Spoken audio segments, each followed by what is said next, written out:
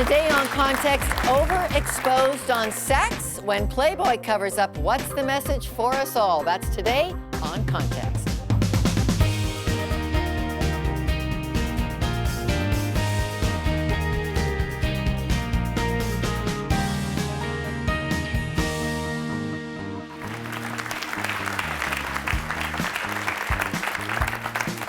I was surprised when I read that Playboy would be dropping the nudes that have become synonymous with its iconic rabbit logo. Well, here to discuss the broader implications, global expert on our appetite for pornography, Dr. Gail Dines. Gail, Playboy's CEO, said that the sex available at the click of a button has made the nudity of Playboy passé. What were your thoughts when you heard that? I thought it's taken them this long to realize that. Playboy has been passé, by the way, for many years. It's been losing money on its magazine. Most of its money actually comes from licensing through its logo. The reason, of course, it's can no longer compete is that most of mainstream porn is through the internet, and of course it is violent and cruel and abusive. The days of a centerfold having any interest to a young porn user is way gone. Now the average young male, when he types porn into Google, will come up and be catapulted into a world of very violent, abusive pornography. And really that's what's teaching him his sex education. So I would say Playboy is your father's porn, if not your grandfather's porn. Well, we hear about porn culture. Can you tell us what porn culture is and what the effect is it on our mainstream? Okay, porn culture is really, it's been called pornified or porn culture. It's really a concept whereby the whole culture becomes saturated in images of hypersexualization. So you look through a Victoria's Secrets catalog, you walk down a street, you see a bus go by, and you see basically softcore porn images everywhere. What actually you used to see in Playboy are now everywhere. And really the society, the culture is drenched in those softcore porn images. So what has happened, because our culture has become so pornified, is that the actual porn industry, as a way to distinguish its products from the mainstream pop culture, has had to become more hardcore. And as pornography becomes more hardcore, then the pop culture becomes even more pornographic. So you have this kind of relationship between pop culture and pornography whereby everyone is pushing the envelope. Dr. Dines, can you tell us what happens to the mind or the psyche when it is exposed to pornography? Well, there's been now, I would say, empirical research in peer-reviewed journals for well over 40 years. What we know is that boys, and the younger you look at porn, the more likely you are to believe the images and the messages about women and about men, the more you are likely to have difficulty connecting on an intimate level in terms of relationships, the more erectile dysfunction, the less empathy you're going to have to rape victims. And then there's always going to be a percentage who are going to be pushed into more likelihood of being abusive and violent in the real world against women. That's what we know without question from over 40 years of empirical research. The really troubling part of the research is that most of the studies that found effects were done pre-internet. What advice would you have for someone who is feeling overexposed and struggling with pornography? A lot of therapists are actually clueless and do not know what to do. So I think, first of all, it's very important to find somebody who knows what this is about, who understands what's going on cognitively, emotionally, physically, neurologically, in the boy and the man. Also, there's a website I would suggest. I would suggest healthysex.com, which looks at what a healthy sexuality looks like and what a porn sexuality looks like. We are building also a website which will be up in a few months at Culture Reframed, which is going to be a parents program and a professional program. So if people stay tuned to that and keep checking back at Culture Reframed, we will have a web-based program up there for parents and professionals to learn more. Dr. Gail Dines, thank you. Thank you. It was a pleasure. That was Dr. Gail Dines, professor of sociology at Wheelock College in Boston, talking to us about the culture and social impact of pornography. Okay, a great studio audience listening to Dr. Dines. In that audience, Sam Pickin, lead pastor of C3, a lot of young people in your church. You actually think overexposure is a spiritual problem as well. Why? Yeah, absolutely. I think that young men getting exposed to pornography at a young age confuses them and just makes you repeat a vicious cycle of shame, causing you to close up. And the more you hide, the less you're open. And if you're not open, like, I think you just get underexposed to God. Wow. Overexposed might make you underexposed to God because of shame. Okay, we're going to talk with you more later in the program. But first, Sheldon is standing by with some astonishing fast facts. Thanks, Lorna. Okay, just a warning, these facts, they're simply astounding to say the least. Well, let's start here. 1 in 5 mobile devices searches are for pornographic material. 53% of boys and 28% of girls aged between 12 and 15 use internet porn. How about this one? The most popular day of the week for viewing porn is Sunday. CyberTip, an internet-based sexual extortion helpline, receives, on average, get this, 3,000 reports per month. The largest porn site on the web boasts 4.4 billion page views a month. That's 3 times the size of CNN or ESPN and twice as many views as Reddit. Every 39 minutes, get that, 39 minutes, a new porn film is created in the US. These facts about online porn are part of the backdrop that has shaped a sex education war. Our focus today is the implementation of the sex ed portion of Ontario's new health curriculum. You know, parents have pulled thousands of kids out of school to say the new sex ed course material is overexposing their children. Educators say those parents are overreacting. Well, I'd like to welcome to context Anila Jadadunanan of the Canadian Council of Muslim Women and Jack Fonseca from the Campaign Life Change. Welcome. How you doing? Welcome. Well, let's start here, and Anila, I'll start with you. You know, thousands of Muslim parents reportedly pulled their kids out of school over this sex ed curriculum. Let me ask you this, why? Well, as far as I know, a lot of them had not even read the curriculum at that time. Since then, a lot of parents did read the curriculum. I don't know how many of them understand, and I don't know how many of them realize that sex ed has been taught previously. Like, this is not a brand new sex ed. It's a revision of something. By the way, it has not been revised since 1998. So Ontario is way behind other places, other countries, and other parts of Canada. Would you brand it, though, as being the same? Obviously, it's not quite the same. So there's some changes, you would say, obviously. Of course, yes. Okay. And I might say most of it is for the better. I mean, I don't endorse 100% of everything that's in the new curriculum. I think that will be up to parents. Okay. Okay. And Jack, you are a Catholic and a parent, and you spend a lot of time as part of the CLC as an activist against the curriculum. What is your objection? There's several, and you know, I would have to disagree with the characterization that parents haven't read this curriculum. I've talked to a lot of the Muslim parents, the Catholics, the Protestants, the Chinese, the Sikhs, what have you.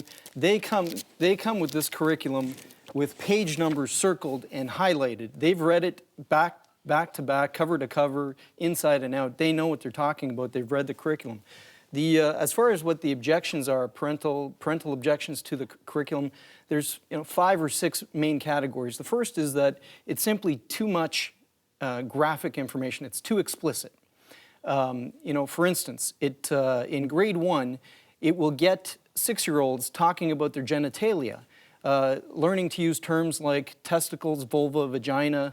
In grade 3, it will teach the disputed theory that being a boy or a girl is merely a social construct, that gender is fluid like water and it can change back and forth. In grade 6, the teacher may encourage children to masturbate as a pleasurable vehicle for self-discovery. These topics, these sexual practices, have been introduced to young minds that perhaps have never seriously considered that they could be engaging in these activities right now. They've planted some ideas that are age inappropriate that shouldn't be there. For instance, it presents anal sex as equivalent and carrying no higher risk than vaginal intercourse. Let me ask you this, because I want to get Anila in. What would you say that it's really mainly a marriage of the school system coming alongside the work of perhaps what parents could or should be doing to guide properly? Because you said something very interesting. You said they're implanting some information, but would you say, what about the lens that they're doing it through a responsible way, as opposed to, let me tell you about the lens. My friend in the basement, we were looking at some magazines and we found this. Before we go, let me go, Anila, let me go back to Jack. Yes. Today, parents are faced with the fact that their children have their smartphones, so they have the iPods and the computer. And so would you not want your children to learn about this in a classroom setting rather than from friends or from those porn sites? Parents can no longer say, okay, go to school and I'll see you at 3 o'clock. You, as a parent, have to really look and learn what the curriculum is saying. Okay. Take charge. You talked about grade 6 children talking about genitalia. Grade 1. Grade 1. Sorry, 6 years old. 6 years old. That's what I meant. Discussing their genitalia. That's what I meant. Yeah. You know that child advocates have always been saying they need to learn the proper words for the genitalia. That's actually not true. Okay, listen to me. That's actually not true. Give me a chance. They need to learn it. If they're assaulted, if they're touched but you're saying something that's not true. You're interrupting me again. I need to say if they're assaulted or touched by someone, could be family member or somebody else, we don't know. They need to tell this to a doctor where hurts. If they're hurt somewhere, they need to be able to use the proper terminology. That's all. You know, it's biology. It's health. Let me jump in, because the reason why I'm interested about this curriculum, my daughter, I have a young daughter, she's six months, so she's a little bit distant from when this will totally affect her. But I remember when she came out and I saw her held in my arms, and I had that immediate protector kind of come on me. So when I look at this curriculum, there's a lot of things that come into my mind, and I can see there are strong views on both ends. But let me ask you this, what is the ideal then? Because both sides will go at it, but what's the ideal? Let's start with Jack, then I'll go to Neela. What's the ideal amongst all of this? Well, it's got to be age appropriate, and it can't be overly explicit, and it has to be respectful of all Ontarians, of all families. You can't assume that every child is ready at the same time. Children are individuals like grown-ups, and but especially children, they develop at different rates. So not all 6-year-olds are going to be developmentally ready to receive sexually explicit information. So the not all ideal 8-year-olds. So it has to be developmentally appropriate for the age and for the child's maturity. And the government, Kathleen Wynne, Benjamin Levin, Planned Parenthood Toronto, they don't know. You're on next in about 10 seconds. The best judge of a child's readiness for sexually explicit content is the child's parents. Yeah. That's good. So our audience knows that your view is the parents decide when it's the right time. That's right. And this curriculum just imposes it all at the same time. He says the parents. Now, what do you say briefly? Well, I'm glad you actually mentioned the word parents, because it's all about parents. You know, the parents will be the one to educate the kids. In the document that I prepared, it said things like religion, moral values, family values should be taught at home where the parents are. Okay, it's up to the parents to pass those on to the children. Don't depend on your public school teacher to do that. Okay, the parents need to pay attention to the curriculum and what's being taught, and the parents need to talk to their children. Talk to your children first, before the school teacher talks to them and teach them sex ed. If they hear it from you, a trusted source, then they would be prepared. And you know your children better than anybody else. So it looks like you're saying, I don't want to jump in, but it looks like you're saying parents decide the timing. It's about a marriage between parents and this. But I hope we can keep the cameras running, because this might be some good digital content. But let me put a pause in it there. We have to leave it at that, I'm afraid. But thank you, honestly. Jack Fonseca is the activist with the Campaign Life Coalition, and Neela Jaduna. I want to make sure, this is live to tape, but I want to make sure I say this correct. Say your name for me one more time. Jadunandan, Muslim activist. Wonderful, Jadunandan. I want to make sure I got that right. She is a mother and supporter of the sex ed component of the new Ontario health curriculum. Spirited debate, much more to come. Overexposed in the school curriculum. Advice from parents and teachers, that's next.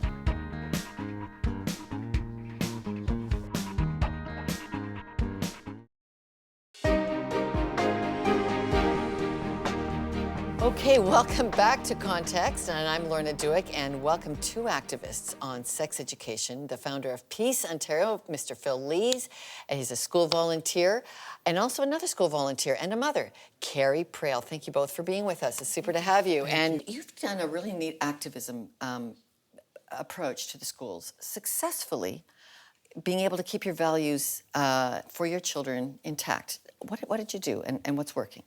Well, we have been communicating with our schools and our teachers, and we at Peace, we actually teach parents how to communicate their faith needs to the school. So by asking the school to respect our faith needs, by giving us information that they're going to be teaching to the children ahead of time, on a case-by-case basis, we can then educate our children about our faith needs first. So we can talk to our children about what's going to be taught in the classroom and teach them from our faith standpoint. Okay, so no surprises. You go in, and are teachers open to this, Phil? Will they dialogue with parents? Well, we have a document that parents can fill in and actually have been using for quite a while. And we have school boards that have embraced the document and have said, this helps the teacher to connect the learning in the classroom to the cultural and spiritual understandings of the child, which, by the way, is an expectation in the Ontario College of Teachers standards of practice. Terrific. So a parent doesn't have to wave a white flag. You can actually go in and say, here's how you and I can partner together so we're all okay about the sex education that's coming down. Yes, and it works wonderfully. We are having parents have communication back from the teachers already since the forms went in mid-September for some parents to the schools, and they communicated their needs. And the school is giving the heads up. The teacher is texting or emailing and letting the parent know, this is going to be taught in class. Are you comfortable with this? And how would you like us to approach it? And a lot of times it's the parent educating the child of their through the faith eyes first, and then they just go to the class and learn the curriculum with everyone else. And you brought books along. You've got one for every grade, right? Phil, just explain this. Sure. For a long time, parents have been told, if you don't like the sex ed, you can opt out. But we've said, you know what? Sex ed is important, okay? But the children in our schools, our children, need to understand how their faith relates to the curriculum. So what we did was we created alternative curriculum resources, independent study resources that parents can say, I'm choosing to use this. It meets the government expectations, the assignment, and the letter says the parent sends in, says, you know, sex ed is so important. Could you let me know when it's going to be taught ahead of time so I can begin this at home? And that is a teacher's obligation to communicate with a parent like that. And they can opt out and teach their own? Actually, what's happening, we don't call it opting out, okay? We actually call it opting in. And we're saying, look, we want our kids to meet the government expectations, but we want them, for example, grade 8, they're supposed to come up with their sexual health plan. Well, if they are given all of the science and medical information about STI rates, et cetera, and they're able to connect that to the guidelines in Scripture, they can say, hey, the guidelines in Scripture are how I live a healthy life. Okay, I can tell that our website is going to get lots of hits because we're putting these up there, and we've got all parents that are ready to say, okay, I didn't know that I could actually opt in with my own sexual education plan for my kids. Principals have said to us, what we like about this is you're bringing to us a solution. You're not just saddling us with a problem. Okay, thank you very much, Phil Lees. Thank you. Carrie Prail, thank you so much. There's hope. Thank you. That's right. Thank you. Thank you. Now over to Sheldon with some insights. Thank you so much, Lorna. We want to know what you think. How do you feel about sex education? Whose job is it? How should it be handled? And how do we value one thing over the other? Do you have a story you'd like to share? We want to know. We want to hear from you. You can call us at 1-800-215-4913. You can also write to us at comments@contextwithlorna.com. Join the conversation as well on Facebook and Twitter at Context TV. You talk and we listen.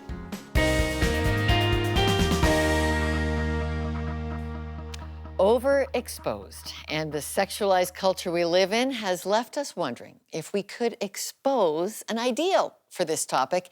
And so into that challenging territory, please welcome Sam Picken, lead pastor of C3 Toronto. Sam, thank you for being with us. Thank you so much. Thank you. Okay, yeah, we've heard a lot of perspectives today. That's all right. Yeah, wow, on sex. Okay, so you heard about all this exposure. From your perspective, what do you see on our overexposure to sex? Well, what's happening in our culture, I mean, I'm young, I'm 30, I haven't been doing this, I've been doing this for about 10 years, but... Pastoring, you mean? Yeah, pastoring. Yeah. And, yeah, not sexing. No. And, sorry, just, I just think it could be grounds for a lot of confusion, a lot of misidentity, just trying to work out. Like, I remember going through school, trying to work out who I was probably a more important question than what a female looked like. But, you know, and I feel like if that question was answered, then maybe we'd get in a little less trouble. Do you think people can hear and understand a plan from God for their sexual identity and their sexual activities? Absolutely. I think people are listening more than we give people credit. And God speaks more than we give him credit. Even if a person isn't a Christian or goes to church or doesn't even grow up in a Christian home. Like I think when I speak to people, a lot of people are praying. So if you have any sort of confusion or anything around this, just to simply look up and ask is a good start.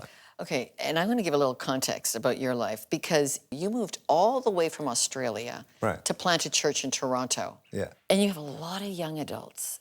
How much is sex coming up in the work you do with all these young adults? It's a young adult church. Yeah, a lot. I think my wife and I bring it up more than anyone else does.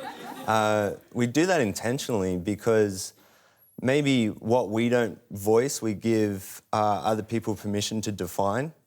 I think that you get confused and you make quick decisions and maybe decisions you made later regret with a lack of vision.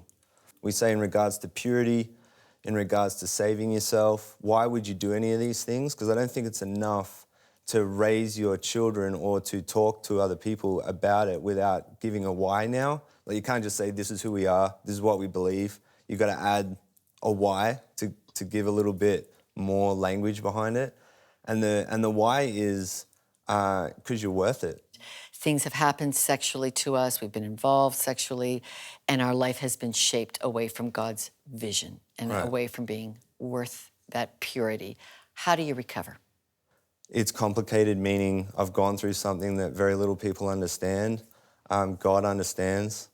And to start to talk about it, hopefully you can find yourself in a great faith-built community that you can open up. A lot of the time when it comes to porn, I know my story when I was younger and I would look at porn a lot. I would hide it and I wouldn't talk about it. And maybe under the banner of it's complicated, my life's complicated, you don't understand me. But I found people, mentors and people that I looked up to, people of vision, and it actually started to help me say, well, it's okay to talk about this. Sam Picken, I'm glad that God spoke to you and you started a church. In Toronto, we need a lot of great churches like this. Thank you. Church is supposed to be a safe place to talk about sex. Yeah, it is. Yeah, all right. Thanks so much for having us on. Sam Picken, the pastor of C3 Toronto, thank you so much for taking time to be with us today. Thank you.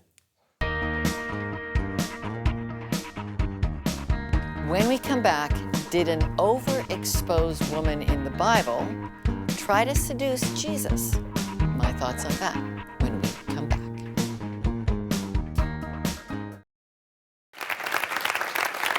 When our team decided to explore two stories about sex, we had quite the talk. Playboy pulling the nudes out of its magazine, schools putting more sex into their curriculum. So we lumped it all together under one title, Overexposed. Now, if overexposed describes the effects of sex in your life, here's hope. There is much about sex in the Bible, but one story describes overexposed. It's in Luke chapter 7, where a woman deeply experienced in sex approaches the bare feet of Jesus. Is it seduction? I don't think so. The Bible tells us her tears fall so freely from her that she does the unthinkable. She kisses his feet. She brings down her hair and she uses it to wipe her tears off the feet of Jesus. And then she pours out a costly perfume that symbolized purity. The broken hope over purity gets poured out on Jesus. Some judgmental folk in this story think the woman should be chased away. And Jesus says, no, this is exactly where she belongs.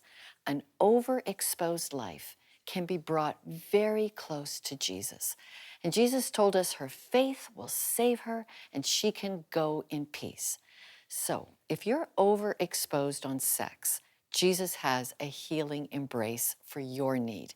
And if we can help you with this, please drop us an email or a letter. We'll connect you to the spiritual help you may need for sexual addictions or sexual abuse. And as always, we've left some very good biblical resources on today's web feature on Overexposed. So please explore that too. Well, our web, our email, our post is all on the screen or at contextwithlorna.com. And for all of us at Context, I'm Lorna Dueck. Thank you for watching.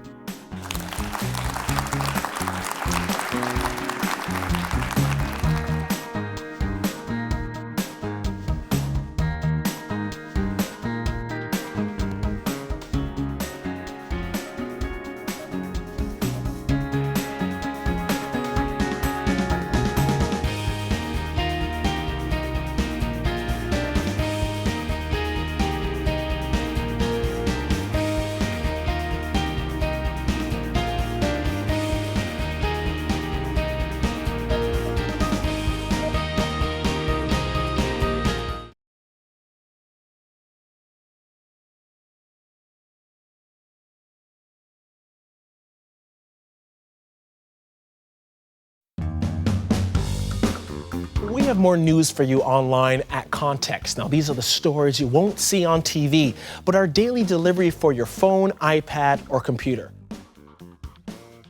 Now, more than half of our federal cabinet ministers chose to swear on the Bible and include the phrase, "So help me God," in their oaths, including Prime Minister Justin Trudeau. How is faith represented in the cabinet? We feature 4 faith voices. Movie star Paul Gross stopped by Context to talk about veterans, his latest movie, Hyena Road, and the importance of sacrifice. Take a look. You know, when we say to our friends and neighbors and relatives, would you please go over here and fight on our behalf, we ought to at least understand what it is we're asking them to do. Now, we know Samaritan's Purse as an organization that works in conflict zones across the world. Well, we talked to Program Director John Clayton to hear how he thinks the Liberals should respond to key international crises. Find that news and much more online at contextwithlorna.com.